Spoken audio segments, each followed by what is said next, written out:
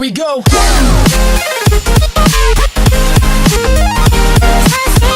What's going on, WSS fans? The Nerdsty here, your coach of your Rhode Island Regis, and today we're here for our first week team builder.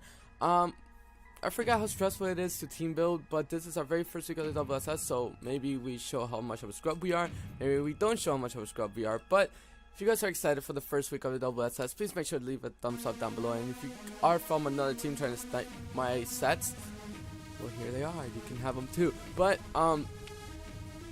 for today, we're up against the Pangoros. I'm trying to remember the name. The Pensacola Pangoros. Apparently one of the really toughest teams. Well, this league is pretty much stacked, so we have to try our best to try to get ourselves a win. We do have a very interesting draft, and they have a really good draft. Actually, if I remember correctly, I can just hop right into the WSS website, and yeah, and their team is actually going to be Nihiligo. Actually, if I can look, this website is actually alright, guys. So this is not the most professional looking thing, but right now, if we look at their team, okay, so they're the Pangoros. They have the Mega Terra, Ambipom, Cobalion, the Cufford Regis, Donphan. Let me just check something real quick. Yep. So so you guys can still see the team. Girder, Lantern, Nihiligo, Tapu Bulu, and Volcanion. So far their team is just gonna be really scary for us to face, but we have some game plans of our own. Apparently Clamps is just too busted. Well, not too busted, but the fact that he can two-shot pretty much everything in his team, so we just have to make sure that we get his team relatively low enough so that Clamps can just sweep at a +2. We're rocking with the Sword Sense substitute Bullet Punch and Roost. My assistant coach told me it's a little bit frightening. It might work, it's just a little bit kind of counterintuitive to just have the bullet punch in this team, but I personally thought anything that outspeeds this thing, I just hit him with bullet punch. Everything that's slower than me, I can't really hit either way.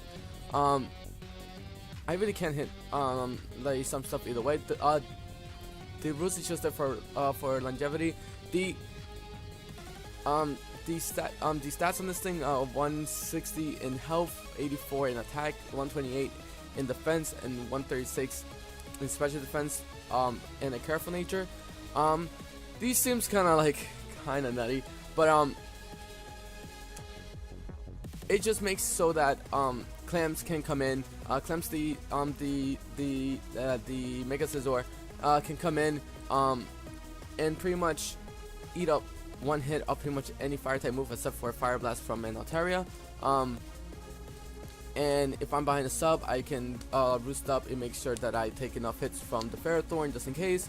We did have the Baton Pass instead of the Roost, but I thought that the longevity of Clamps was more important than very cheeky plays. Maybe later on in the weeks we'll get more cheeky about it, but for right now we're just gonna play around with Clamps.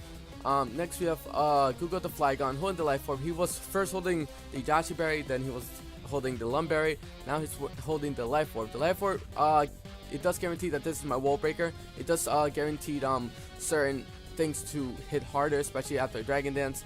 We do have the Roost there for longevity, and the Iron Tail is there for hit all of the rock and fairy types that he has. The EQ hits everything else super effectively, or just for neutral damage. At +1, we do hit everything super hard. At +2, we pretty much sweep. At +3, we definitely sweep, except for an Ice Shard from Donphan, and Donphan's our #1 threat in this draft, just because it gets C-Bomb. Who knew Donphan gets C-Bomb? I didn't know that. I'm just trying to move my DS away so that I don't hit it.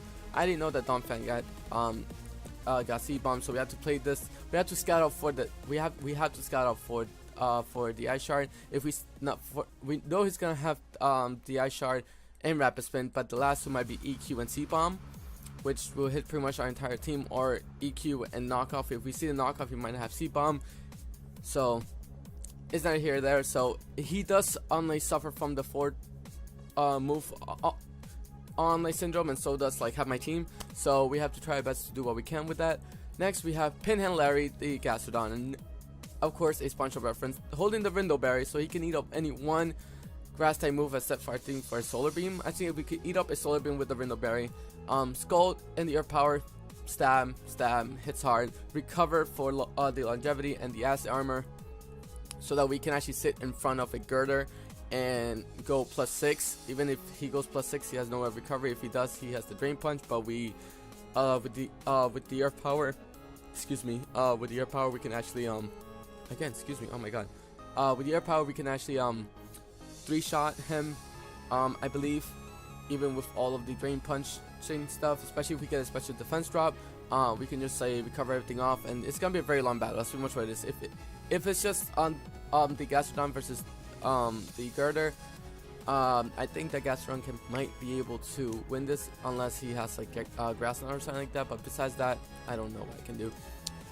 My favorite mod in this team, Hipster, the Uxie, holding the Cobra Berry so that we can actually take a knockoff from the Ambipom. The Ambipom, I love Ambipom so much, but unfortunately it's on the opposite side this time, so I have to prep myself as much as I can. So he's holding the Cobra Berry just because we can take a knockoff from anything else, and we can like, try to Thunder Wave everything as we can.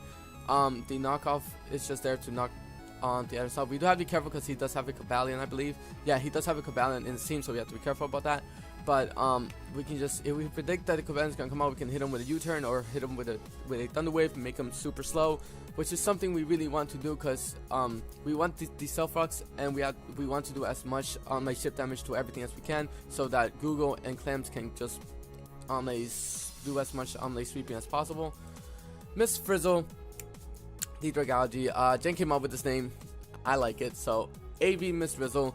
With the Dragon Tail, Hidden Pyre Fire. It used to be Hidden Pyre Ground, but Hidden Pyre Fire hits more. Plus, if he wants to come in with, let's say, with the Ferrothorn, Hidden Pyre Fire hits more. If he wants to come in with Cabalion, Hidden Power hits more. Then in case they do have the Air Balloon, Hidden Pyre Fire just hit him. Scald is just for hard hitting water type move that might get a burn, and the Sludge Wave, oh my god, Sludge Wave does so much to everything except for like his steel types. Very specially defensive. This is my special wall. In case he does bring this a special Altaria, we have this. If he brings a physical Altaria, we might have Pin and Larry and Clams to be able to take on, unless it's running Flamethrower. If it's running Flamethrower, I can switch into Miss Frizzle, go Flash Slush Wave. We should be able to live one return.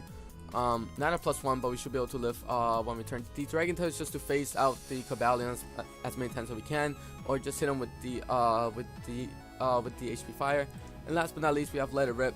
No weather this week, if you guys saw, no weather at all. But I feel more confident about this instead of bringing the hail or the rain, just because the rain doesn't really help me out overall. It does stop our Flamethrower from actually demolishing me, but our Pelipper doesn't do much to his team overall, so it's not really like a good point in bringing him. But we do need the hazard removal, because I know he has Stealth Rock, Spikes, and he has 3 rockers, I believe, 3 rockers and a Spike setter, and a DC setter. So a Rapid Spin is gonna be hurting, not hurting, but it's gonna be getting rid of the hazards while still keeping our hazards on our side. That's why I didn't want to keep. That's why I didn't want to run Defog this week, because I actually really need the Stealth Rocks up as soon as possible. So my whole objective is to try to get the Donphan gone as soon as possible, because that's one big threat. The Donphan and the Ambipom gone or crippled as much as we can, so we can just hit them with Clamps or with Google. Google at +1, it does outspeed the Ambipom and should be able to kill with EQ. And Let It Rip is just there to pretty much intimidate the Altaria, be able to eat up at least one hit, and with the Rocket Helmet, it does whittle that thing down as much as possible. The Mach Punch is just there for priority, the Close Combat is just there for stab, and the EQ is just to hit everything that's grounded, which his team is pretty grounded. The Nihilego does not want to take an EQ either way, so either way we have Google at +1 can take out easily the Nihilego, and a Bullet Punch, not even +2, can take out the Nihilego, unless he's running a lot of investment. Even if it goes for the Acid Armor, he has to run HP Fire to be able to hit me, and I should be able to eat up one Hidden Pyre Fire, unless it's Scarfed, and I can go for sub and be able to do some work. Alright guys, so this is the week one team prep for your round in Regis. We do play my opponent in like a little bit, so wish us the best of luck. If you guys enjoy it, make sure to leave a like down below, and hopefully we get a win without using any gimmicks this time around. Yeah, so we're gonna get the heck out of here. Have yourself a great day. Stay nerdy, stay awesome. We'll catch you guys in the battle. Bye.